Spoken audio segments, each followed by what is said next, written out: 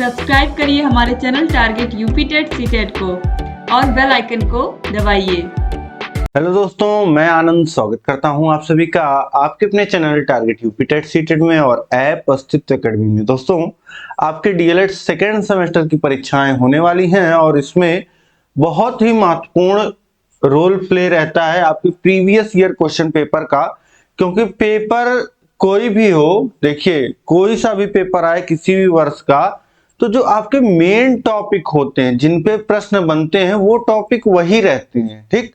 और अगर आप प्रीवियस ईयर क्वेश्चन पेपर कर ले रहे हैं तो आपको वो टॉपिक वो कॉन्सेप्ट पता चल जाते हैं जिन पे प्रश्न बनेंगे ही बनेंगे। तो ऐसे प्रश्न को अगर आप प्रैक्टिस करते हैं तो सबसे अच्छी तैयारी आपकी होती है। तो यहाँ पे ये जो पेपर है 2021 का, अब आपको पता है कि यहां से प्रश्न जो है वो रिपीट होना ही होना है। आपको नहीं पता है तो मैं बता देता हूं कि हाँ, यहां से प्रश्न आपको मिलेंगे ही मिलेंगे और इन कॉन्सेप्ट पे मिलेंगे जिन कॉन्सेप्ट पे आपके परीक्षा में पहले पूछा जा चुका है प्रश्न, ठीक है। तो आज की क्लास में हम 2021 का जो आपका पेपर हुआ था उसको पूरा यहाँ पे मैं सॉल्व कराने वाला हूं आपको। और पहले भी मैं सॉल्व करा चुका हूं, लेकिन वो मैंने सेम डे सॉल्व कराया था जिस दिन आपका पेपर हुआ था। पिछले 5 वर्षों से लगातार मैं आपको डीएलएड के जितने भी प्रशिक्षु हैं सभी को पढ़ा रहा हूं।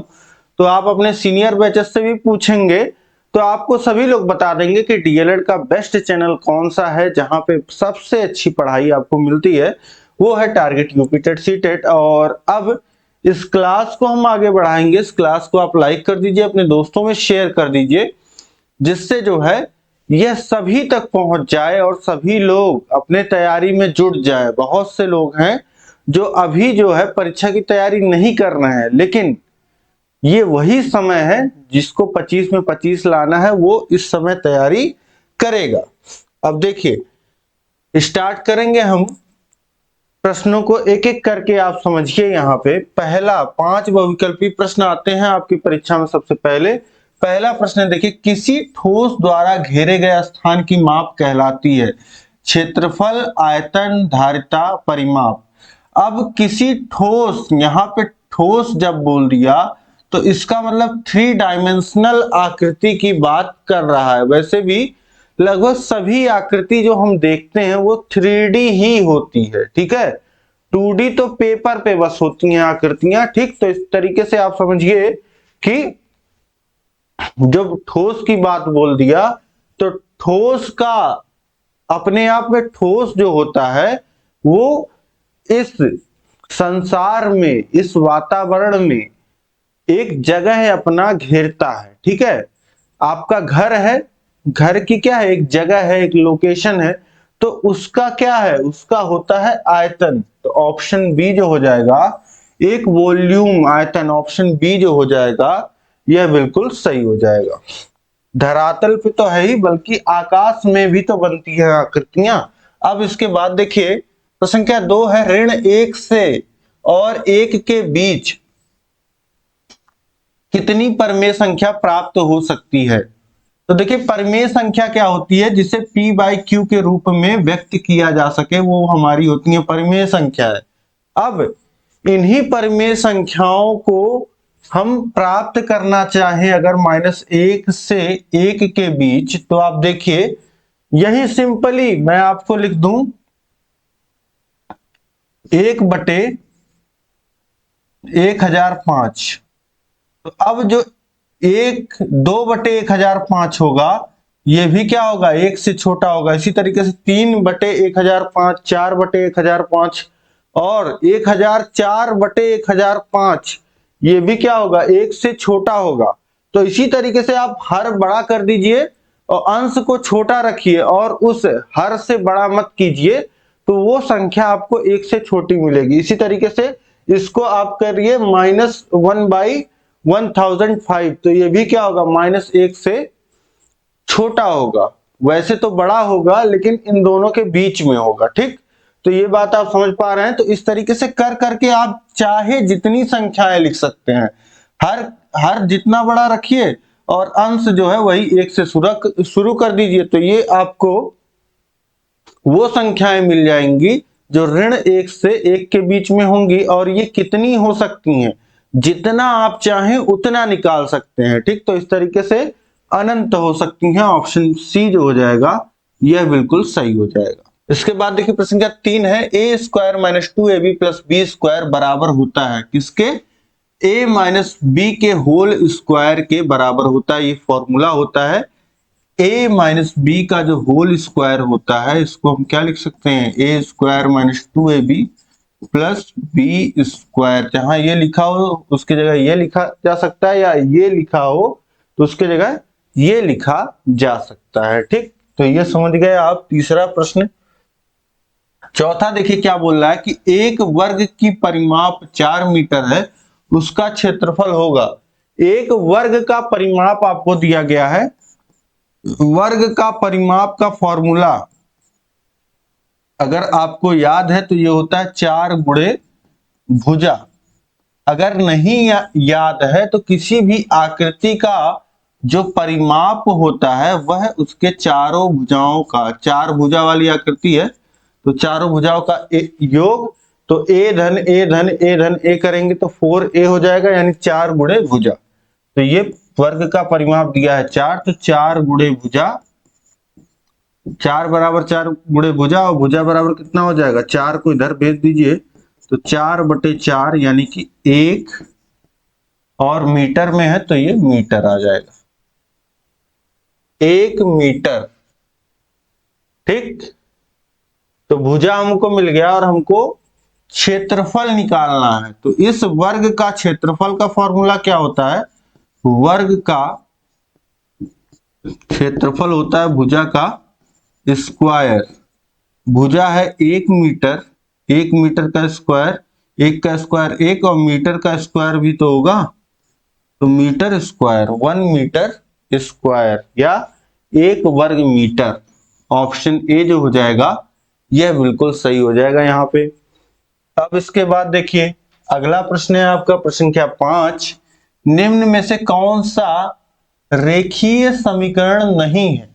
तो कौन सा रेखीय समीकरण नहीं होगा? देखिए जहां चर की घात अधिकतम घात 1 होती है, चर क्या? चर वेरिएबल एक्स वाई जेड, जहां चर की घात मैक्सिमम घात अधिकतम घात 1 हो वो है होता है रेखीय, और जहां 2 हो वो द्विघातीय हो जाता है, 3 हो त्रिघातीय हो जाता है। तो यहाँ पे देखिए वेरिएबल क्या है पहले इक्वेशन में m, और घात क्या है 1, दूसरे में देखिए y है, घात क्या है 1, तीसरे में देखिए p है, घात क्या है 1, और d में देखेंगे तो आपको घात 1 दिख रही है लेकिन हर में x दिख रहा है। तो ऐसे में क्या होगा, जब हर समान करेंगे पूरे के बटे x आएगा, और यहां बटे में 1 था अब x हो गया है, x से गुणा हो जाएगा, और धन 1 बराबर 7, और इसको लिखेंगे एक्स स्क्वायर प्लस 1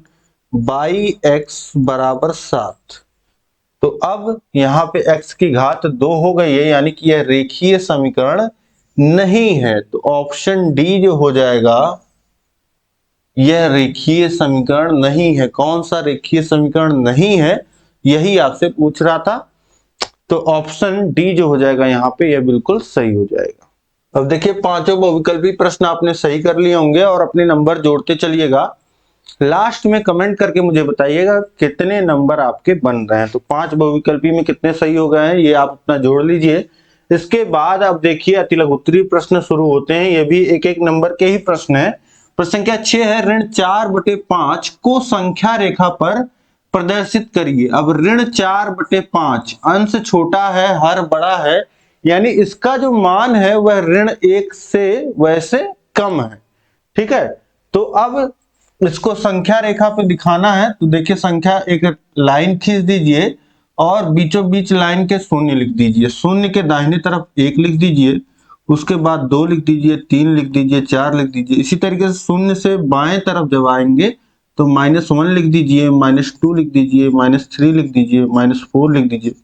अब इसके बाद समझिए कि ये संख्या कितनी है, इसको अगर दशमलव में कन्वर्ट किया जाए तो -0.8 इसका मान आएगा, और ये 0 से जब बाईं तरफ चलेंगे तो और -1 से पहले यहां पे आपको मिल जाएगा -4/5। तो यही आपको संख्या रेखा पर प्रदर्शित करना था, ये आपने दिखा दिया। ठीक, तो आप समझ गए, इस तरीके से दिखा लेंगे। अब इसके बाद देखते हैं प्रश्न संख्या 7 है स्तंभाकृति या हिस्टोग्राम, या जिसे आयत चित्र भी बोलते हैं, आयत चित्र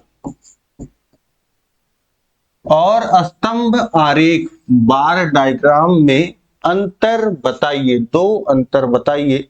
तो यहां पे लिखिए, देखिए सबसे पहले तो एक देखने में आपको अंतर जो लग जाएगा वो इस तरीके से, जो आपका बार ग्राफ होता है वो इस तरीके से भिन्न भिन्न अंकों पे, आपको भिन्न भिन्न मान पे इस तरीके से देखने को मिल जाएगा। और जो आपका आयत चित्र होता है, हिस्टोग्राम होता है, स्तंभाकृति जिसे बोलते हैं, वो कॉन्टिन्यूअस होता है, उसमें कोई गैप नहीं होता है। ठीक, ये इस तरीके से बनता है। तो बार चार्ट और हिस्टोग्राम के बीच मुख्य अंतर है कि बार चार्ट द्वारा एक दूसरे के बिल्कुल बगल बगल में नहीं होते हैं। बार चार्ट के बार एक दूसरे के बिल्कुल बगल बगल नहीं होते हैं, और हिस्टोग्राम में पट्टियां एक दूसरे से सटी हुई होती हैं।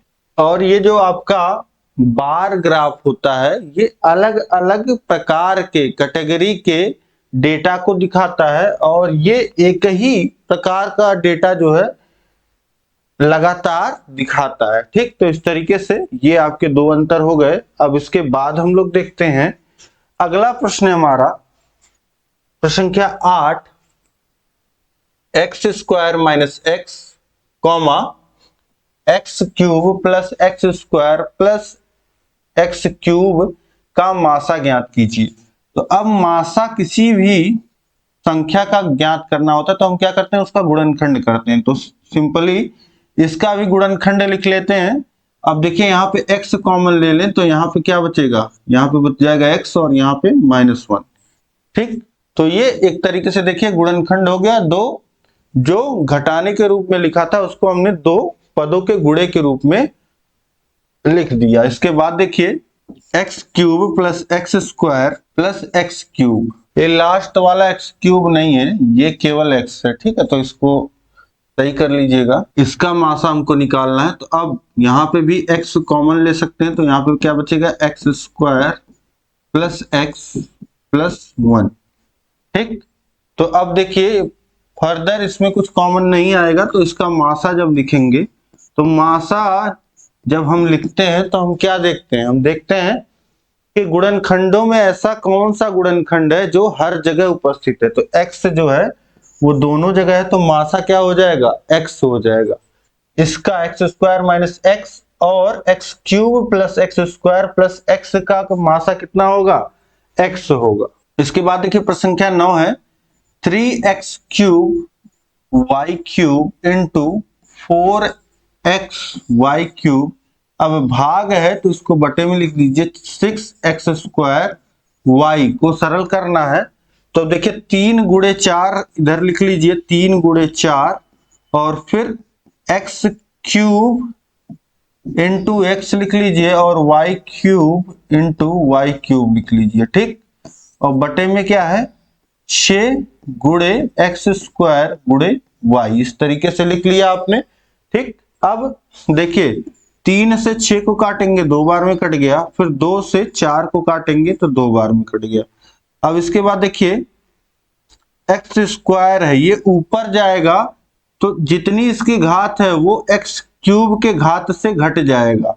तो 3 में से 2 घटेगा तो बचेगा क्या, 1, तो यानी कि ये घात कट जाएगी। इसी तरीके से y से एक घात यहां से घट जाएगा तो बचेगा क्या, 2। तो अब ये क्या हो गया, 2 × x × x कितना हो जाएगा, घातें जुड़ जाएंगी, यहाँ घात 1 है और यहाँ 1, 2 x × x x² होता है और ये y² × y³ y के पावर 5 आ जाएगा। तो 2x² × y के पावर 5, ये आपका उत्तर हो जाएगा। इसके बाद देखिए प्रश्न संख्या 10 है, एक घनाभ का क्षेत्रफल 125 वर्ग मीटर यदि उसकी ऊंचाई 4.5 मीटर हो तो उसका आयतन ज्ञात कीजिए। एक घनाभ की बात कर रहे हैं और उसका क्षेत्रफल दिया है। घनाभ का क्षेत्रफल आपको दिया गया है कितना, 125 वर्ग मीटर। उसकी ऊंचाई दी गई है, घनाभ की ऊंचाई 4.5 मीटर। इसका आयतन निकालना है तो घनाभ का आयतन क्या होता है, घनाभ का आयतन बराबर होता है लंबाई गुणे चौड़ाई गुणे ऊंचाई। ठीक, अब समझिए कि घनाभ का क्षेत्रफल भी क्या होता है। घनाभ का क्षेत्रफल अगर निकालेंगे तो लंबाई गुणे चौड़ाई से निकलेगा, यानी लंबाई गुणे चौड़ाई का मान कितना है, 125 है, तो लंबाई गुणे चौड़ाई की जगह आप रख दीजिए 125 और ऊंचाई 4.5। अब गुणा कर लीजिए, देखिए 125 में गुणा कर लेते हैं 4.5 का, 5 × 25 के 5, हाथ से लगा 2, 5 दूनी 10, 2 12, हाथ से लगा 1, 5 × 5 1 6 और 4 5 20, हाथ से लगा 2, 4 दूनी 8 और 2 10, हाथ से लगा 1, 4 × 4 1 5 और ये हो जाएगा 5 2 6 5, एक स्थान पे दशमलव, 562.5 घन मीटर। ये उत्तर हो जाएगा 562.5 घन मीटर। इसके बाद देखिए अगला प्रश्न है, प्रश्न संख्या 11, x² - 4x - 5 व्यंजक को पूर्ण वर्ग बना करके गुणनखंड कीजिए। तो x² - 4x - 5 इसको आपको क्या बनाना है, पूर्ण वर्ग बनाना है। पूर्ण वर्ग बनाने के लिए कैसे, पूर्ण वर्ग किस तरीके से बनेगा, दो संख्याओं के योग के वर्ग के बराबर होगा। तो ये सर्व संख्या हमको पता है, a² + 2ab + b², इस तरीके से। या फिर अगर नेगेटिव है तो a - b का होल स्क्वायर बनता है a² - 2ab + b²। तो यहाँ पे इन तीन पदों को देखिए, जो आपका a - b का होल स्क्वायर है, ये कैसे है, a² - 2ab + b²। एक ही पद, बीच वाला पद नेगेटिव होता है और यहाँ पे दो पद हमको नेगेटिव दिख रहे हैं। तो अब यहाँ पे क्या किया जा सकता है, देखिए x², 4 को लिखिए 2 × 2 और है x, ठीक, और -5।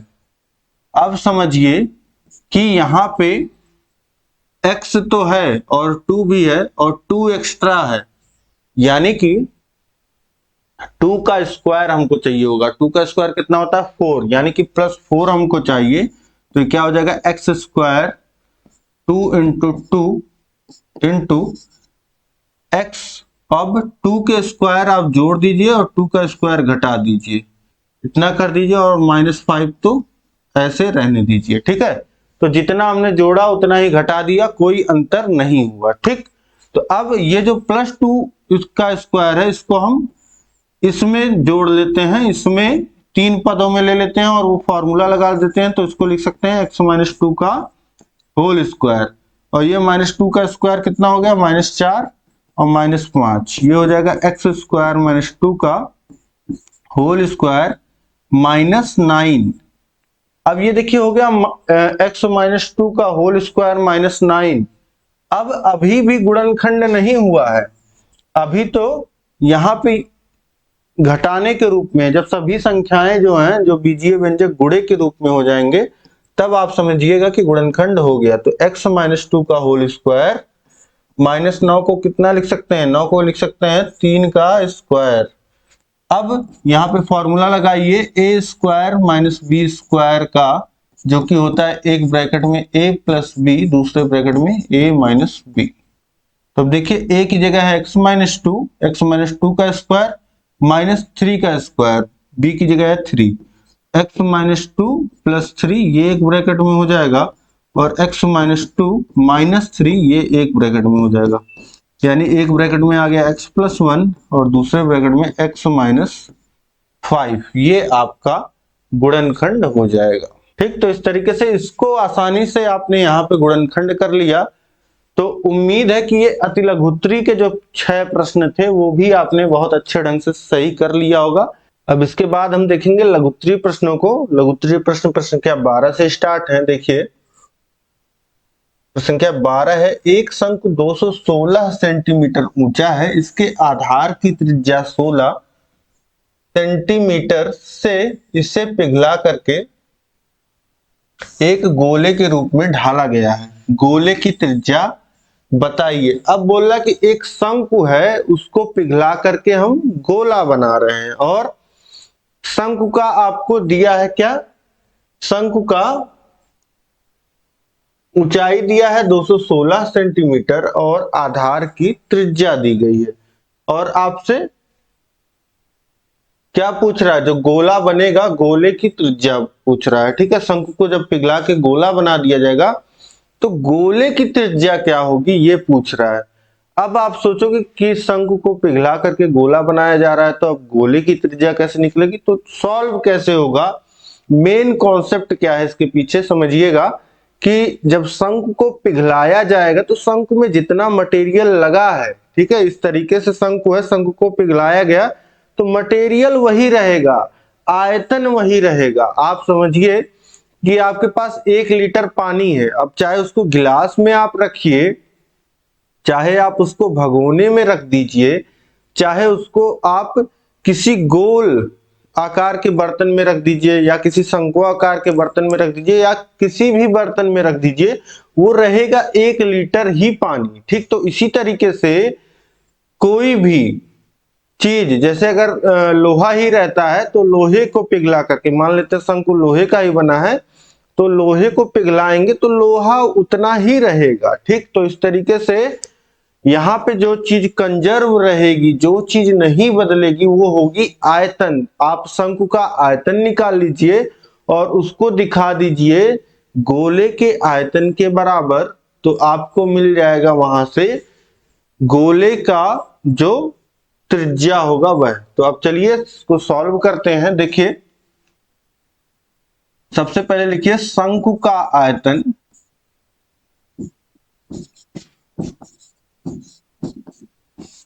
यह बराबर होगा कैसे, गोले के आयतन के। ठीक, तो शंकु का आयतन कितना होता है, शंकु का आयतन होता है 1/3 पाई आर स्क्वायर इंटू एच। ये बराबर होगा गोले के आयतन के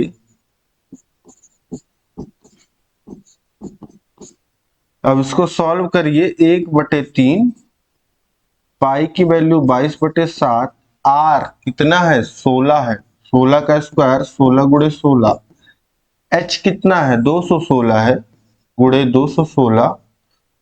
और यहाँ पे कुछ चीजें ऐसी हो सकती हैं जो आपको सॉल्व भी ना करना पड़े, तो अभी हम क्या करते हैं कि पाई की वैल्यू नहीं रखते हैं, तो पाई को पाई ही रहने देते हैं, बराबर गोले का आयतन। और गोले का आयतन कितना होता है, गोले का आयतन होता है 4/3 पाई आर क्यूब। ठीक, अब यहां पे देखिए एक साथ दोनों आर मत लिखने लग जाइएगा। यहाँ पे देखिए एक आर की वैल्यू मैंने रख दिया है तब आर रखा है, नहीं तो R1 R2 करके ऐसे नाम दे लीजिएगा। अब इसके बाद देखिए इसको हम 3 को उधर भेज दें तो गुणा हो जाएगा, 4 को उधर ले आते हैं। ठीक, या दोनों तरफ हर 3 है तो कट जाएगा, या ले ही आइए 3 इधर गुणे में हो जाएगा और 4 भाग में हो जाएगा, गुणे 3 गुणे पाई गुणे 16 गुणे 16 गुणे 216 और पाई भी इधर आ जाएगा, पाई के बटे में हो जाएगा जो गुणे में है, बराबर आर क्यूब। और ये देखिए ये 1/3 है, इसको सही कर लीजिएगा, 3/4 जो उधर से आया है 3 अंश में चला जाएगा, 4 हर में, और ये 1/3 था तो यहाँ 3 से 3 कट गया और पाई से पाई कट जाएगा। 4 से इसको काट दीजिए, 216 देखिए कटेगा क्या? हाँ कट जाएगा। तो ये कितनी बार में कट जाएगा? 4 पच्चे 20 और 4 चौक 16, 54 बार में। अब आपको क्या मिल गया? आर क्यूब बराबर आपको मिल गया 54 इंटू 16 इंटू 16। अब आर का क्यूब है और 54 गुणे 16 गुणे 16 है। तो इसको अगर हम लिखना चाहें किसी तरीके से, अगर यहाँ भी हम क्यूब ले आए इस तरफ भी, तो आर का मान निकालने में हमको आसान होगा। अब देखिए 54 16 का तो गुणज होता नहीं है, तो 16 नहीं तो हम 16 का गुणज बना लेते। और यहाँ पे देखिए 54 को क्या लिख सकते हैं? 27 दूनी 54 होता है, तो 2 गुणे 27 लिख लीजिए। और ये 16 गुणे 16 आर क्यूब को। अब 27 कितना होता है? 3 त्रिका 9, 9 त्रिक 27। तो 27 को हम लिख देंगे 3 का क्यूब और 2 गुणे 16 को क्या लिख सकते हैं? क्यूब के फॉर्म में हम चीजों को लाना चाह रहे हैं। 16 देखिए होता है 2 गुणे 2 गुणे 2 गुणे 2, 2 दूनी 4 दूनी 8 दूनी 16। और इसी तरीके से इस 16 को कितना लिख देंगे? 2 गुणे 2 गुणे 2 गुणे 2, 2 के घाते ये हो जाएगा 9। यानी कि इसको कितना लिख सकते हैं? आर क्यूब और 3 का क्यूब और ये 2 के घाते 9। अब इसको 2 के घाते 9 को अगर हम चाहें तो 2 के घाते 3, यानी कि इसको हम लिख सकते हैं 2 के घाते 3 के घाते 3 इस तरीके से। और आर क्यूब बराबर हो जाएगा 3 के घाते 3 गुणे 2 के घाते 3 यानी कि 8 के घाते 3। अब ये कितना हो जाएगा? अब अगर घाते समान हो, घाते अगर समान हो तो आधार का गुणा हो सकता है क्या? अभी नहीं, पहले हम यहाँ पे क्या कर सकते हैं? क्यूब रूट ले सकते हैं। इसको r बराबर लिख सकते हैं क्यूब रूट ऑफ 3 का क्यूब और गुणे 8 का क्यूब। तो 3 भी बाहर आ जाएगा और 8 भी, और ये हो जाएगा r बराबर 3 गुणे 8। तो r बराबर कितना आ जाएगा? 24 और सेंटीमीटर, यानी गोले का जो त्रिज्या हो जाएगा वो कितना हो जाएगा? 24 सेंटीमीटर। ठीक है, तो इस तरीके से ये प्रश्न आप समझ गए होंगे। इसके बाद हम लोग देखते हैं प्रश्न संख्या 13 है। प्रशिक्षुओं द्वारा संस्थान आने हेतु अपनाए गए साधनों का विवरण निम्नवत है। प्रशिक्षुओं की संख्या को पिक्टोग्राफ द्वारा प्रदर्शित कीजिए। अब यहाँ पे देखिए यातायात के साधन है।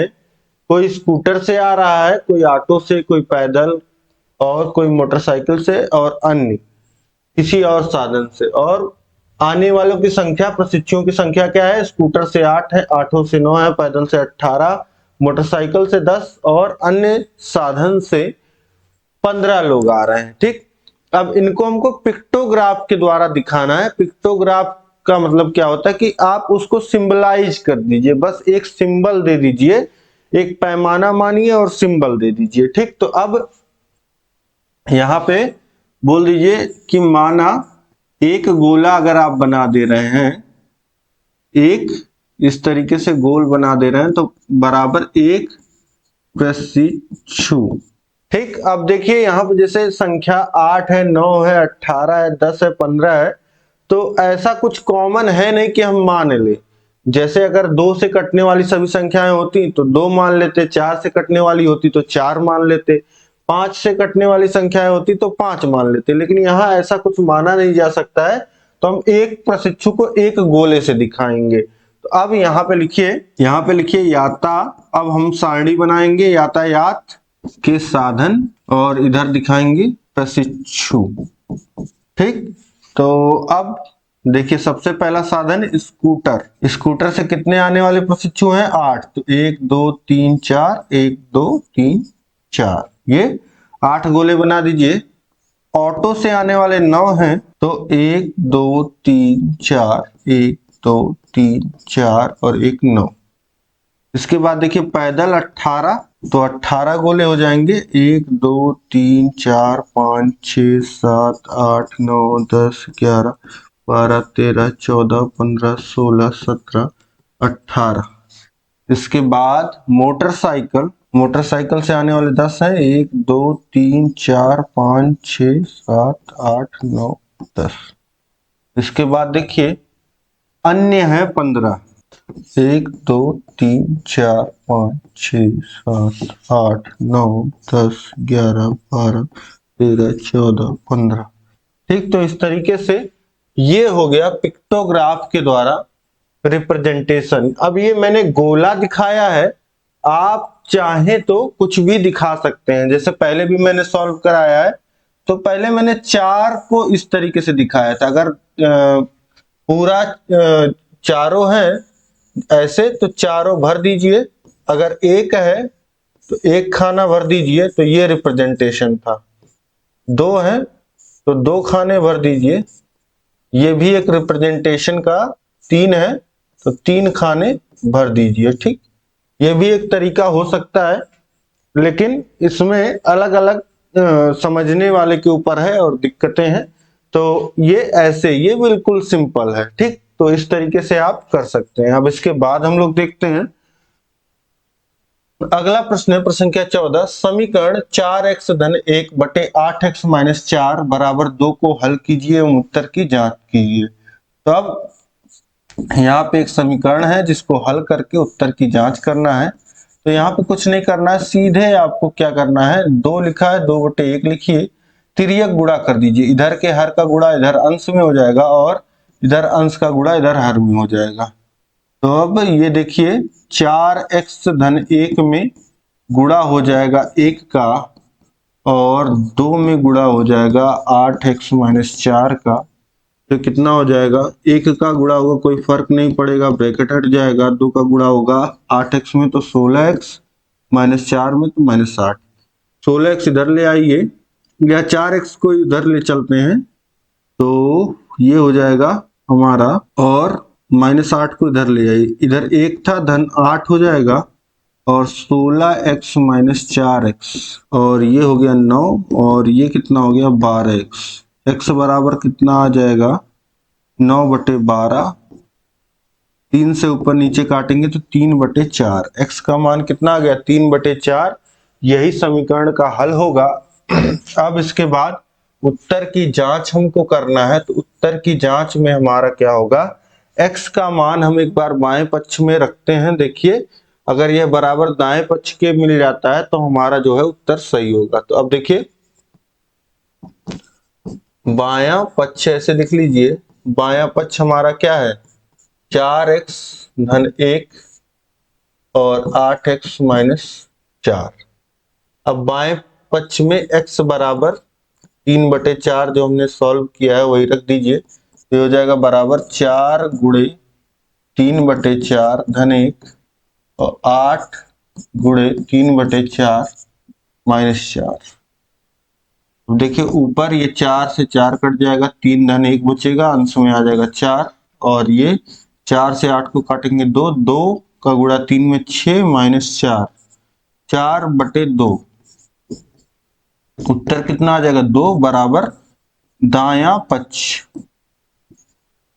तो इस तरीके से बायां पक्ष बराबर आ गया दाएं पक्ष के x के इस मान से, यानी कि हमारा उत्तर जो हमने सॉल्व किया है वह बिल्कुल सही किया है। ठीक, तो ये हो गया उत्तर की जांच भी। अब इसके बाद देखिए अगला प्रश्न है, प्रश्न संख्या 15। एक समांतर चतुर्भुज को 2 संलग्न भुजाएं क्रमशः 6 सेमी और 10 सेमी है, उनका विकर्ण 8 सेमी है।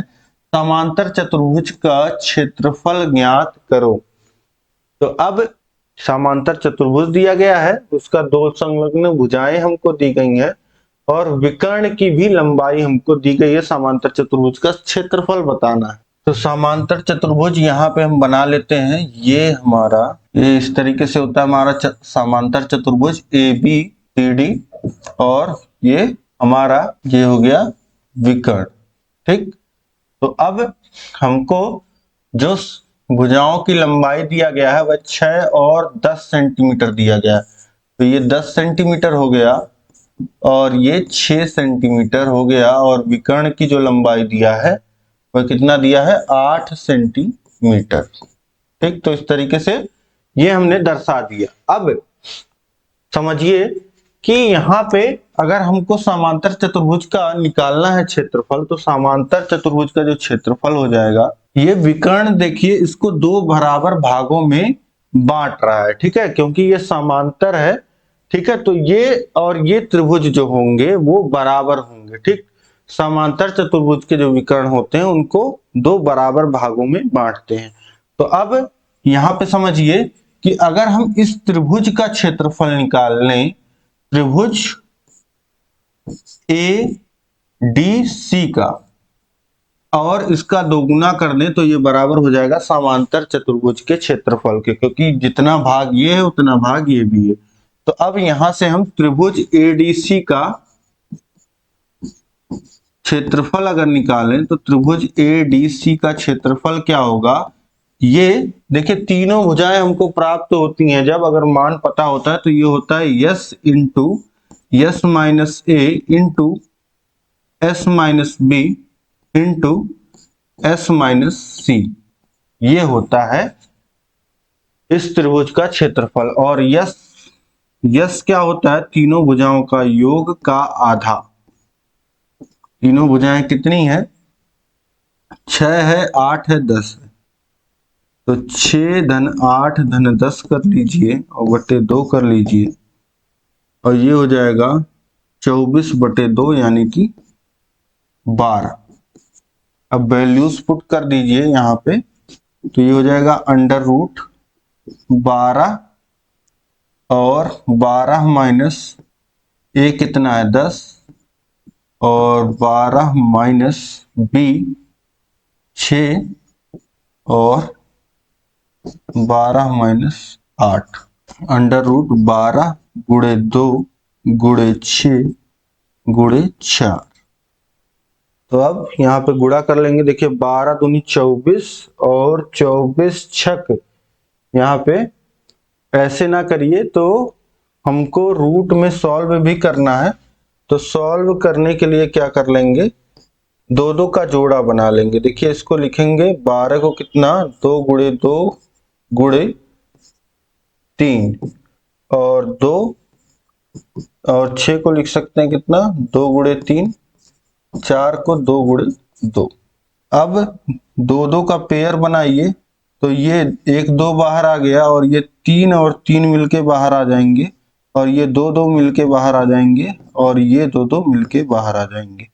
अब इसके बाद समझिए ये कितना हो जाएगा, 2 दूनी 4 दूनी 8 और 8 त्रिक 24, 24 सेंटीमीटर स्क्वायर ये आ जाएगा इस त्रिभुज का क्षेत्रफल। और ये कितना हो जाएगा 2 गुणे 24 यानी कि 48 सेंटीमीटर स्क्वायर। इस समांतर चतुर्भुज का क्षेत्रफल कितना आ जाएगा 48 वर्ग सेंटीमीटर। अब इसके बाद देखिए प्रश्न संख्या 16 है, x प्लस 4y का whole cube minus x minus 4y का होल क्यूब को सरल करो। तो अब यहाँ पे समझिए कि दो फॉर्मूला आपको पता होना चाहिए, a प्लस बी का होल क्यूब ये होता है a cube plus B cube plus 3ab bracket में a प्लस बी, और एक फॉर्मूला a माइनस बी का होल क्यूब ये होता है a cube minus B cube minus 3ab bracket में a माइनस बी। यही दो फॉर्मूला यहाँ पे अप्लाई कर लेना है। तो अब देखिए यहाँ पे है x प्लस 4y का होल क्यूब यानी a की जगह x, तो ये हो जाएगा x का क्यूब और 4y का क्यूब प्लस 3 इंटू a है x, b है 4y ब्रैकेट में x प्लस 4y। इसके बाद देखिए माइनस है और फिर ब्रैकेट लगा लीजिए मझला, क्योंकि एक ब्रैकेट की और जरूरत यहाँ पे हमको पड़ रही है। और इस माइनस जब भी लगाना कहीं पे अगर दो चार आपके इसके बाद जब आ रहे हैं इस तरीके से, तो माइनस के पहले ब्रैकेट जरूर लगा लीजिएगा। अब देखिए ये हो जाएगा x क्यूब माइनस 4y का क्यूब माइनस 3 इंटू ए कितना है, x है, b है 4y, और ये x माइनस 4y, मझला ब्रैकेट बंद। अब सॉल्व करिए, ये है x क्यूब, ये हो जाएगा 64y क्यूब प्लस 3 का गुणा 4 में होगा तो 3 चौक 12 एक्स वाई और ब्रैकेट में x प्लस 4y। अब इसके बाद मझले ब्रैकेट में x cube minus 64y cube minus 12xy और ब्रैकेट में x माइनस 4y, मझला ब्रैकेट बंद। अब इसके बाद यहाँ पे x cube plus 64y cube plus 12xy का गुणा x में होगा तो ये हो जाएगा 12x स्क्वायर y, और इसमें होगा 4y में तो 12 चौका 48 xy स्क्वायर।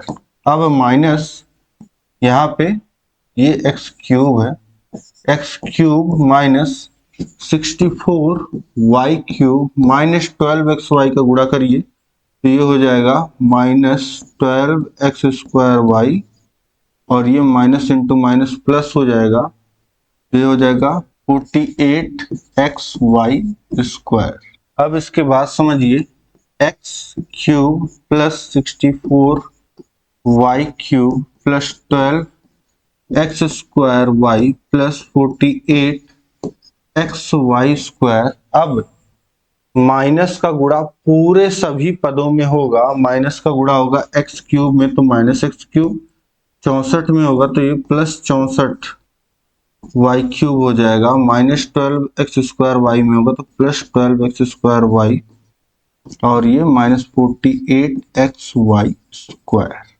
अब देखिए यहाँ पे है x क्यूब, यहाँ पे है माइनस x क्यूब, ये दोनों आपस में कैंसिल हो जाएंगे, 0 हो गया। यहाँ है प्लस 64y क्यूब, यहाँ पे भी है प्लस 64y क्यूब, तो जुड़ेगा तो कितना हो जाएगा 128y क्यूब।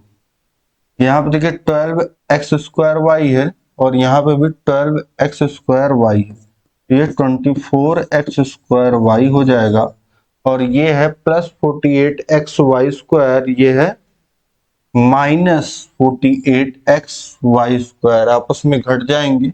अब इसके बाद कोई पद बचा नहीं है, 4 पद आपस में 0 हो गए हैं, और चार पद दो पद आपस में जुड़ के 4 पदों ने 2 पद बना दिया। तो ये हो गया आपका उत्तर 128y cube plus 24x square y। इसके बाद देखिए प्रश्न संख्या 17 है, x इंटू ब्रैकेट में y प्लस जेड बराबर ब्रैकेट में x into Y plus bracket में x इंटू जेड। ये जैसे x का गुणा हम करते हैं, एक बार y में हुआ धन z में हुआ, तो उसी तरीके से ये लिखा हुआ है, लेकिन अब बोला है कि सत्यापित कीजिए, और यहाँ पे x y और z का, ये z का हमको मान दिया गया है। ठीक, अब यहाँ पे x y z का मान दिया है और बोला है सत्यापित करने का, यानी कि ये बराबर ये होगा, यानी कि बायां पक्ष बराबर दाएं पक्ष के होता है होगा, तो ये सत्यापित तभी होगा जब हम बाएं पक्ष को दाएं पक्ष के बराबर दिखा देंगे। तो बाएं पक्ष में ये वैल्यूज रख लीजिए, उसके बाद मान निकाल लीजिए और दाएं पक्ष में भी रख लीजिए। अगर बायां पक्ष दाएं पक्ष का मान बराबर आ रहा है तो ये सत्यापित हो जाएगा। अब इसके बाद देखिए x का मान रखिए 2/7 गुणे y का मान है 9/2 धन z का मान है 2/3। अब सॉल्व करिए 2/7 और यहाँ ब्रैकेट में सॉल्व करिए, हर समान करिए, 6 हो जाएगा, 2 का गुणा 3 में हुआ और यहाँ 2 था, अब 6 हो गया तो 3 से गुणा कर लीजिए, 27 हो जाएगा, 9 त्रिक 27, और ये 2 गुना हो जाएगा तो कितना हो जाएगा 4, और ये 2/7 गुणे 27 और 4 को जोड़ लीजिए 31/3। 6 गुणा कर लीजिए, 7 छक 42 और 2 का गुणा हो जाएगा तो 62, 62/42 या 2 से काट दीजिए 6 को तो 3 हो जाएगा। तो 7 त्रिक 21, 21, 31/21 ये आ जाएगा सिंप्लीफाइड इसका मान। अब इसके बाद देखिए दायां पक्ष यहाँ पे हम सॉल्व कर लेते हैं। दायां पक्ष कितना है? दायां पक्ष है x into Y plus x into Z. x कितना है? 2/7 गुणे y कितना है? 9/2 धन x कितना है? 2/7 और z कितना है? 2/3। गुणा कर लीजिए, 2 का गुणा सीधे अंश का गुणा अंश में, तो यह 9 दूनी 18 और 7 दूनी 14 और यहाँ 2 दूनी 4 और 7 त्रिक 21। अब हर समान करिए, तो 14 और 21 का एलसीएम लेंगे तो ये आ जाएगा 42, 14 तिया 42 तो 18 में 3 का गुणा हो जाएगा और 18 तिया 54 हो जाएगा 54 और ये 21 दूनी 42, ये तो ये दूना हो जाएगा और ये आ जाएगा 54 और 8 62/42 यानी कि 31/21 यानी कि दायां पक्ष बाएं पक्ष के बराबर आ रहा है। तो ये सत्यापित हुआ कि ये बराबर ये होता है। इसके बाद देखिए प्रश्न संख्या 18 है, त्रिभुज के संदर्भ में सर्वांग समता की विभिन्न शर्तों का संक्षेप में वर्णन कीजिए। यहाँ पे त्रिभुज की सर्वांग समता के बारे में आपको बताना है और उसकी क्या शर्तें होती हैं ये बताना है।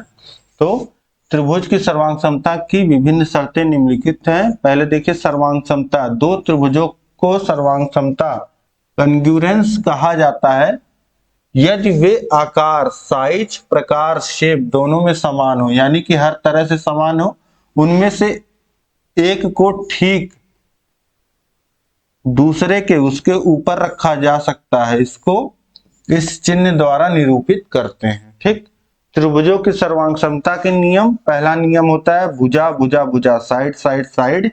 यदि दिए गए दो त्रिभुजों की संगत भुजाओं की लंबाई बराबर हो तो इसका अर्थ है कि वो दो त्रिभुज सर्वांगसम है। जैसे अब यहाँ पे आप चित्र में देख पा रहे हैं, देखिए चित्र में ये संगत भुजा, ये भुजा बराबर है इस भुजा के, ये भुजा बराबर है इस भुजा के और ये भुजा बराबर है इस भुजा के। ठीक, तो इस तरीके से ये संगत भुजाएं बराबर हैं। ठीक है, तो यहाँ पे हम कहेंगे त्रिभुज ABC सर्वांगसम है PQR की। तो ये होता है भुजा भुजा भुजा, तीनों भुजाएं जब बराबर होती हैं तो उसको कहते हैं भुजा भुजा भुजा प्रमेय और इसके आधार पे दो त्रिभुज सर्वांगसम बोल देते हैं। जब दो त्रिभुज सर्वांगसम हो जाते हैं तो इसका मतलब ये हो जाता है कि दोनों त्रिभुज में सब कुछ समान है, कुछ डिफरेंस है ही नहीं, तीनों भुजा और तीनों कोण बराबर हो गए।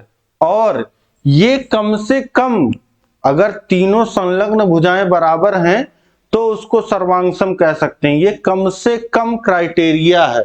और इसी तरीके से अगर दूसरा नियम जो कहता है वो कहता है कि भुजा कोण भुजा, यदि एक भुजा और एक कोण और एक भुजा और ऐसी मिल रही है कि जो आपस में बराबर हैं, तो इस आधार पे भी हम कह सकते हैं कि ये दोनों त्रिभुज क्या है, सर्वांगसम है। यह भुजा कोण भुजा सर्वांगसमता मापदंड है।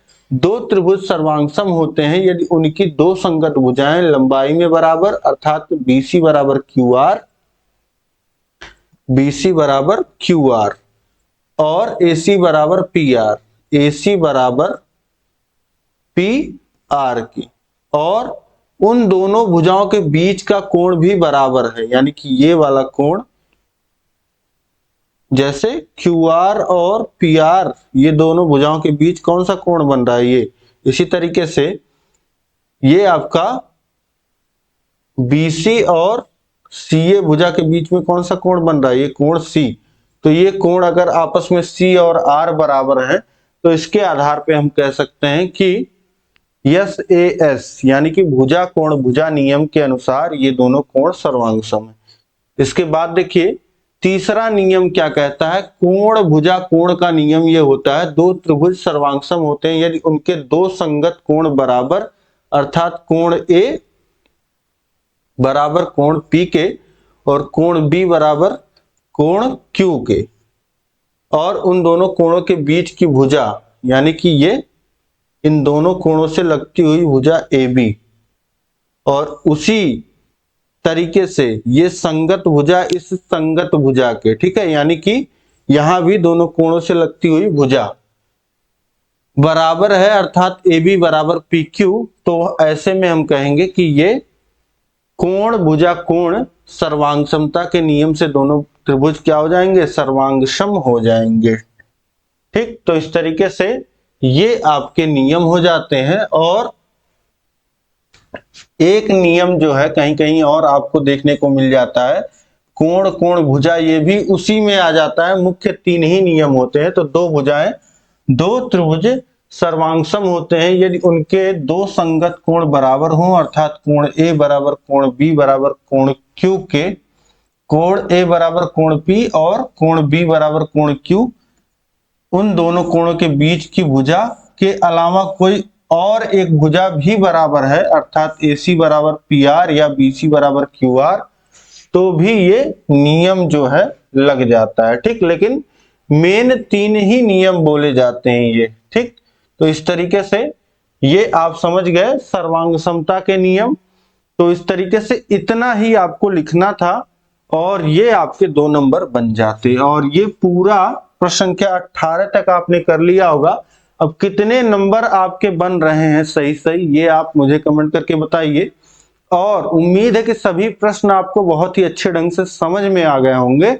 तो अब यह क्लास आपको कैसी लगी आप मुझे कमेंट करके बताइए, और इस क्लास को लाइक कर दीजिए, अपने सभी दोस्तों में शेयर कर दीजिए ताकि सभी लोग इसी तरीके से इस क्लास को प्रैक्टिस कर पाए। ठीक है, तो उम्मीद है कि क्लास आपको बहुत अच्छी लगी होगी। और ये है हमारा टेलीग्राम चैनल और ये नंबर है हमारा जिस पे आप कांटेक्ट कर सकते हैं, कोई भी डाउट क्लियर कर सकते हैं। इंस्टाग्राम पे फॉलो कर लीजिए।